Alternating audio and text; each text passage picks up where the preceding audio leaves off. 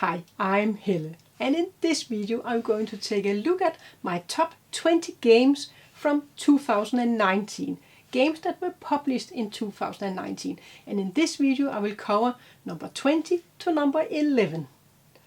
And I always think it's a bit difficult to make these lists because there are so many great games, and I have played a lot of great games that was published in 2019.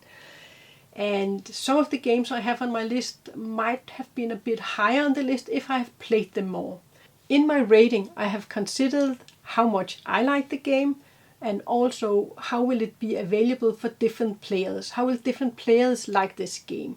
And I've kind of weighed these two together.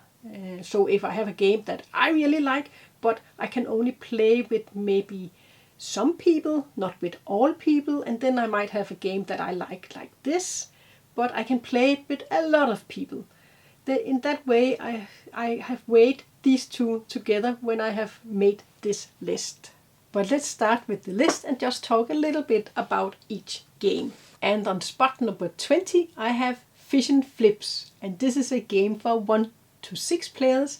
It takes about 15 to 30 minutes to play, and it's for the ages 8+.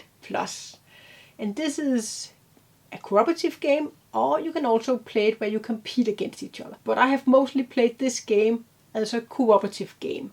And in this game you need to save all the fishes and sea animals from the fishermen's nets.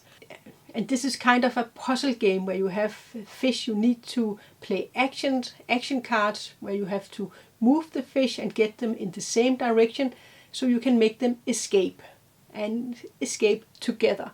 So this is a game where the rules are simple for the game, and there are different missions, so there can be added more rules to the game, and it can be harder for you to complete the different missions in the game. This is a puzzle game, and a game I can play with a lot of different players. So an enjoyable little cooperative, but you can also play it competitively, this game. Fish and Flips. And on spot number 19 I have Pandemic Rapid Response. And this is a game for 2 to 4 players. It takes about 20 minutes to play, and is for the ages 8+. And in this game we will fly around in a little plane, and we need to get supplies to different cities to help different cities in fighting diseases. Yeah, we have the corona. This game is actually pretty actual at the moment because of all the coronavirus we have going on. And that is not fun. But in this game we need to help and bring out medicine, food and other stuff to help different cities fight diseases. And this is a cooperative game, and you have a real-time pressure element when you play this game.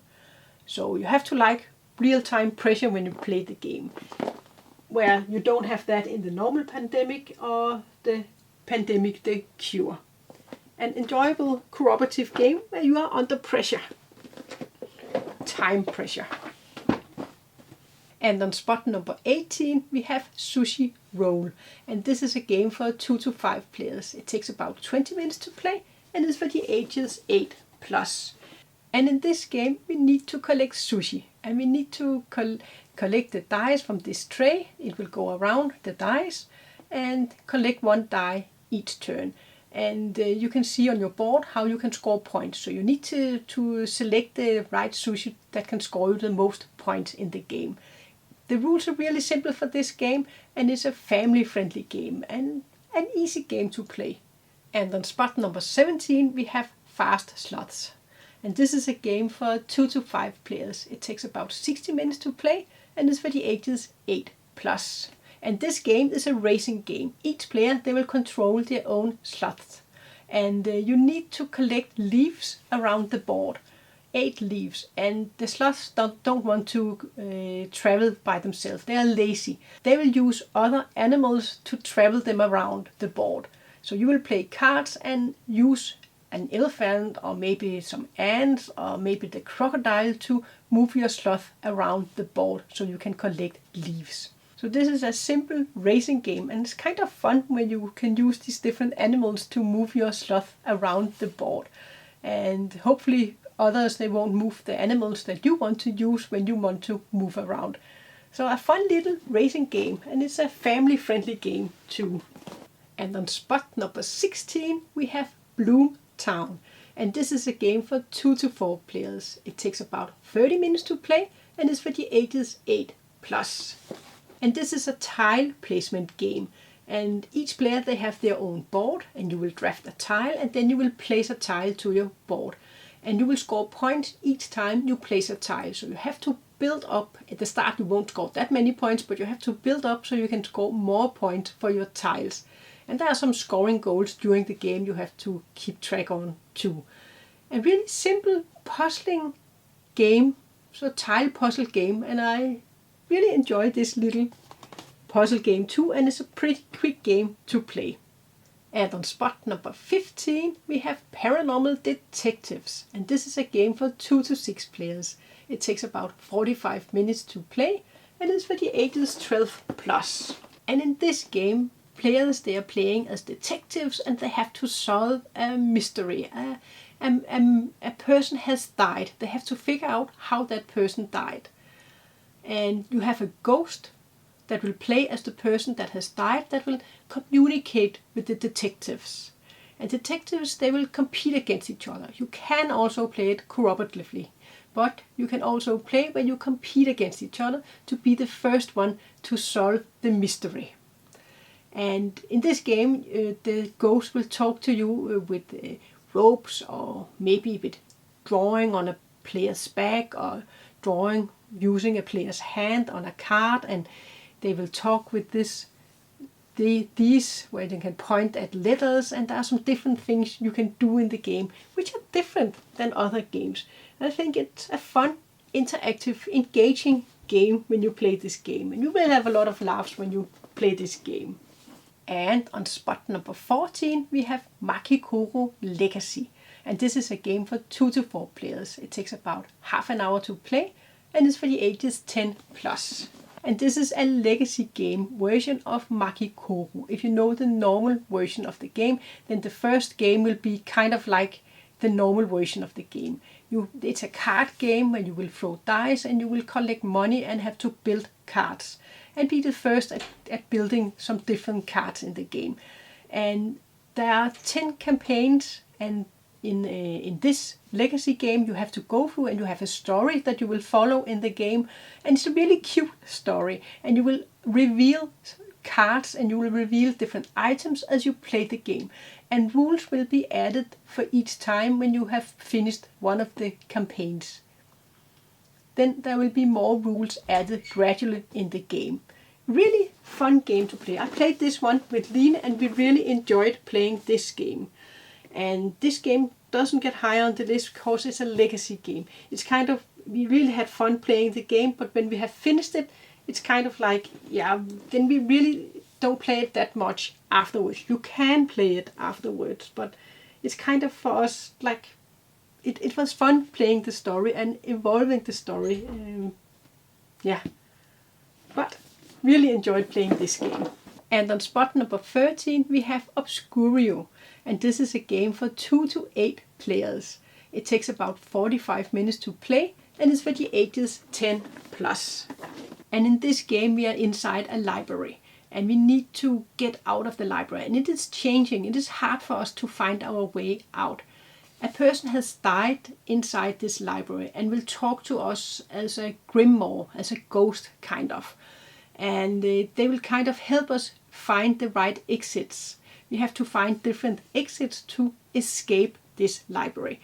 And the ghost can talk to us with a book where they have 2 pages and they can point at stuff on these cards. And if you're playing with 4 or more players, there will also be a traitor that will kind of make it difficult for you guys to escape. But a fun, simple, engaging game where you have to work together to find the right way out and figure out who is the one that is the traitor when you play the game. A really enjoyable game. And I think if you like Mysterium, you would also like this game. And on spot number 12 we have Tapestry. And this is a game for 1 to 5 players. It takes about 90 to 120 minutes to play and is for the ages 12 plus. And this is a really heavy game. There's a lot of stuff in this game, and it's also a more difficult game to play. The other games I have shown so far are really easy, family-friendly games. But there's a lot more going on in this game.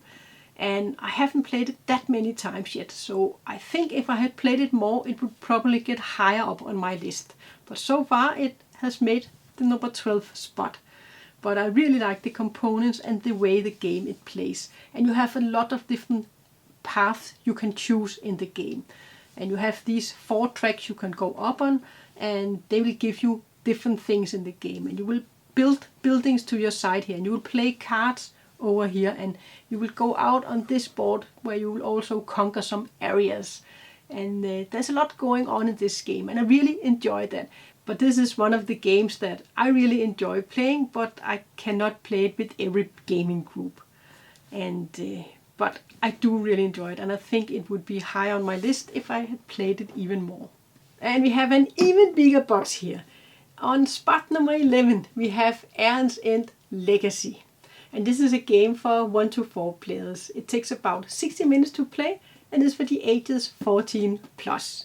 I will say, when we played the game, it definitely took us more than 60 minutes to play the game, to set it up and to play it.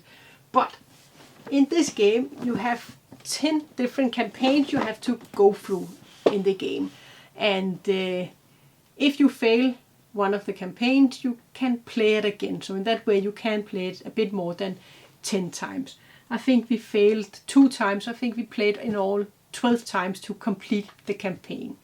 And I have played Aeon's End Legacy with a group where we were 4 players, and we have played through the whole campaign. And we have really enjoyed playing through the campaign. And this is a story-driven game, so you will reveal stuff as you play the game. You will set stickers on your character. You will start with a character that will evolve in different ways for each player. And you have to take advantage, and it's a cooperative game, so you have to help each other in the game.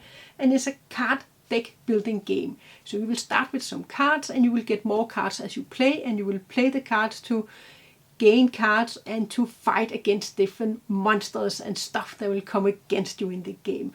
Really engaging, fun game, and we have enjoyed it a lot playing the game. And the way the card mechanism works in the game is really, really good.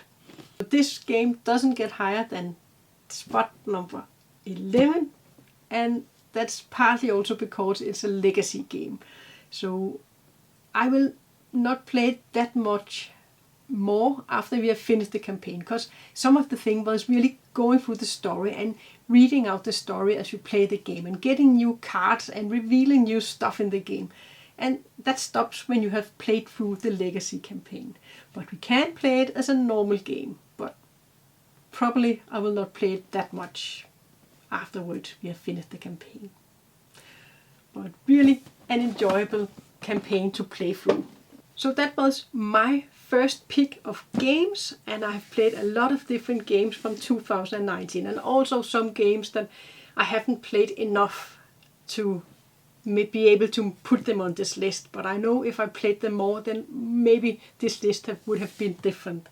But I think there has been a lot of really great games that have come out in 2019. And this was my first 10 from 20 to number 11. I will also make a list with number 10 to number 1. But that was it from me. Thanks for watching.